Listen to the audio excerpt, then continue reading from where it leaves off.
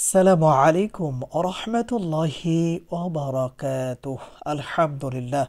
সম্মানিত দিনী ভাই ও বোনেরা, আজকের এই গুরুত্বপূর্ণ ভিডিওটি যে যেখান থেকে দেখছেন এবং শুনছেন, সবাইকে আন্তরিক মোবারকবাদ।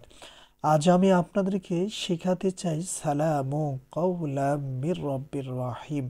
এই ছোট্ট আয়াতে কারিমাটি 3বার পড়ে পানিতে ফু দিলে কি হয়। আবারও বলছি, আজকের আলোচনার বিষয়বস্তু হচ্ছে সালামু কাওলাম মির রব্বির রাহিম।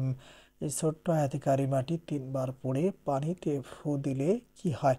বিস্তারিত জানার জন্য আর এই বহু উপকারী দামি আমলটা শিখে রাখার জন্য সম্পূর্ণ ভিডিওটি দেখার অনুরোধ থাকবে।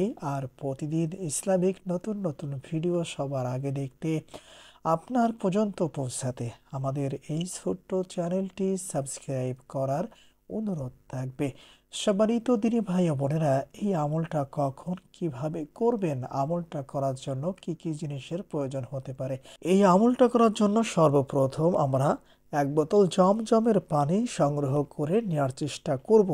আর যদি কোনোভাবেই আমরা জমজমের পানি সংগ্রহ করতে না পারি, তাহলে আমরা অবশ্যই 1 বোতল বৃষ্টির পানি সংগ্রহ করে নিয়ে এরপরে আমার দেখানো পদ্ধতিতে আমলটা করে নিতে হবে। ধরে নিন আমি 1 বোতল জমজমের পানি সংগ্রহ করে নিয়েছি। এখন অজু অবস্থায় আপনাদেরকে আমলটা করে দেখাচ্ছি। প্রথমত এই ছোট্ট ইস্তেগফারটি 3বার পড়বেন, যেমন আস্তাগফিরুল্লাহ রব্বি মিন কুল্লি যামবি ওয়া আতুবু ইলাইহি। আমার সাথে সাথে পড়েন, শিখা হয়ে যাবে আপনাদের। আস্তাগফিরুল্লাহ রব্বি মিন কুল্লি যামবি ওয়া আতুবু ইলাইহি।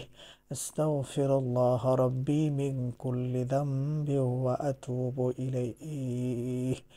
এরপরে দুরূদে ইব্রাহিম পড়বেন 11 বার, যেমন আল্লাহুম্মা সাল্লি আলা মুহাম্মাদ ওয়া আলা আলি মুহাম্মাদ কামা সাল্লাইতা আলা ইব্রাহিম ওয়া আলা আলি ইব্রাহিম ইন্নাকা হামিদুম মাজিদ।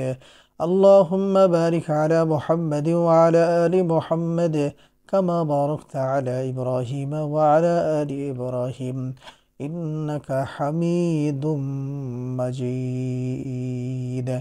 11 বার দুরূদ ইব্রাহিম পাঠ করা হয়ে যাওয়ার পরে আমাদেরকে এই ছোট্ট দোয়া পড়তে হবে, যেমন বিসমিল্লাহির রহমানির রহিম সালামু কাওলাম মির রব্বির রাহিম।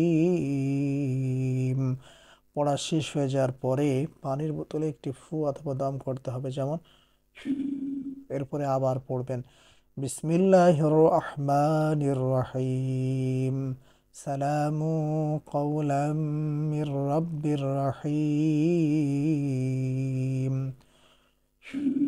এরপরে আবার পড়বেন বিসমিল্লাহির রহমানির রহিম সালামু কাওলাম মির রব্বির রাহিম।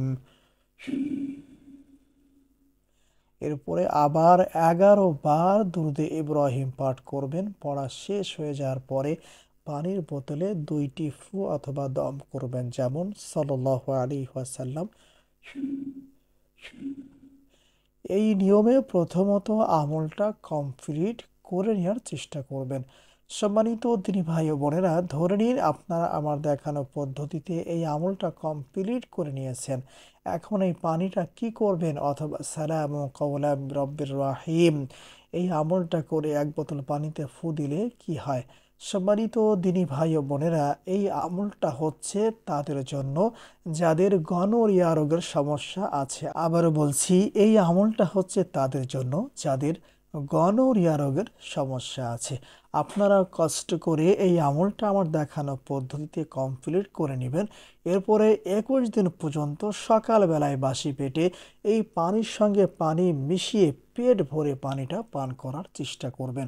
আশা করি ইনশাআল্লাহ আল্লাহ সুবহানাহু ওয়া তাআলা কোরআনের বরকতে আপনাকে এই কঠিন ব্যাধি থেকে মুক্তি দান করবেন ইনশাআল্লাহ। আসসালামু আলাইকুম ওয়া রাহমাতুল্লাহ।